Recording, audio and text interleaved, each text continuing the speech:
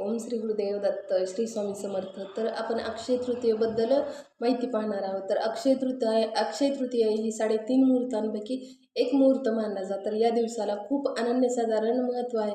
तर या महत्त्वाच्या दिवशी आपण कोणत्या कोणत्या गोष्टी केल्या पाहिजेत ते तुम्हाला मी इथे सांगणार आहे. तर अक्षय तृतीयेला सुरुवातीला महिलांनी तर सकाळी लवकर पहाटे त्या दिवशी उठून सकाळी तुम्ही अंघोळीच्या पाण्यामध्ये चिमूटभर हळद आणि थोडंसं गंगाजल टाकू शकता. जर गंगाजल नसेल तर तुम्ही थोडंसं गुलाबजल टाकून स्नान करू शकता. तर त्या पवित्र दिनी हळदीपासून सुरुवात करा.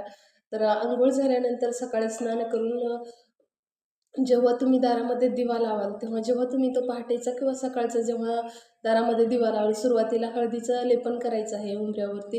हळदीचं लेपन केल्यानंतर तिथं जी तुमची काही शुभचिन्ह आहेत ती काढायची आहेत.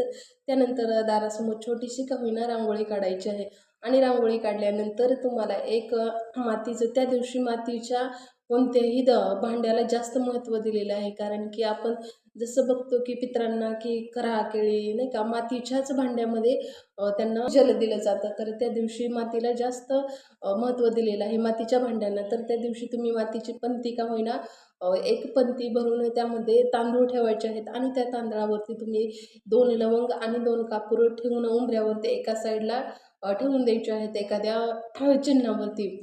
जसं की तुम्ही गाईचं वगैरे चिन्ह गोपद्म काढता त्यावरती एका साईडला ते ठेवून द्यायचं आहे. सायंकाळी जेव्हा तुम्ही सायंकाळ होऊन जाईल तेव्हा नंतर तो कापूर जाळायचा आहे. म्हणजे तुमच्या घरातील जी काही सावट आहे ते सगळं काही त्याच्यामध्ये भस्म होऊन